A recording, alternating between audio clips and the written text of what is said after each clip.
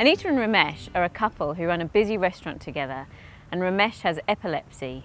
A couple of years ago, Ramesh had a seizure, and during the seizure he vomited, and some of the vomit went in his lungs, which meant he was put into a medically induced coma while the matter worked its way out. Anita was told that it would probably be about 7 to 10 days. And Anita discovered that although Ramesh and she had joint bank accounts for their personal accounts, all the business accounts were in Ramesh's name, and the bank wouldn't let her access the funds, which meant she couldn't get stock for the restaurant, she couldn't pay staff.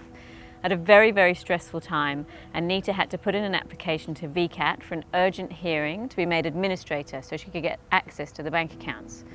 It did go through okay, and it took about 5 to 7 days, and it didn't take long after that before Ramesh was fully recovered. So you just never know when something might happen that means you can't make decisions for yourself, and your loved ones might be left having to make the decisions for you. So it's important to put things in place just in case the unforeseen happens. If you don't record your wishes in a formal way, it can mean that decisions are made for you that are not the decisions you would have made for yourself.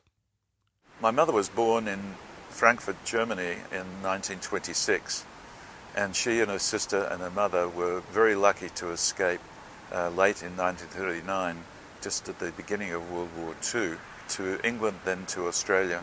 As a result of this, her feelings about hypernationalism and Germany at the time translated into her feelings about America, where she saw the extreme nationalism, hyper-nationalism, flag-waving as a serious danger and a reminder that it doesn't take very much to transform a democracy into an autocracy or a dictatorship.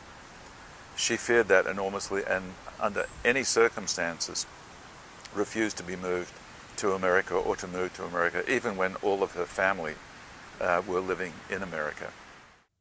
If you feel very strongly about something, then it's a good idea to make sure everyone close to you understands this. If you have any concerns that a conflict may arise, that's when you need to ensure your wishes are formalised. The idea of getting old for me, the idea of there being a future in which I can't continue to work, I work as a performance artist, that idea is absolutely terrifying to me, and it's not something I've ever planned for.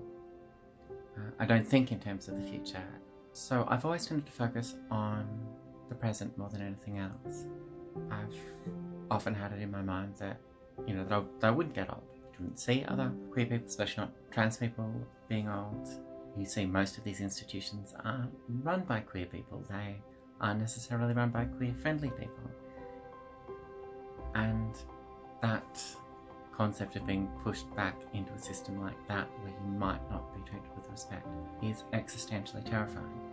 Hopefully by the time I get old, there will be such things as just an all-queer nursing home, and I can just be in a place surrounded by other queers, and all the staff are queer, and everyone else in there is queer. We can just keep our glittery party going up to the very end. That's what I want. If an enduring power of attorney has not been made, and decisions need to be made for someone, then the Victorian Civil and Administrative Tribunal, or VCAT, can appoint a guardian for personal decisions or an administrator for financial decisions. Any person can apply to VCAT for a guardianship or administration order for an adult who needs support. You can call Seniors Rights Victoria or the Office of the Public Advocate for some guidance. Seniors Rights Victoria encourages you to talk to those close to you about what's important while you can.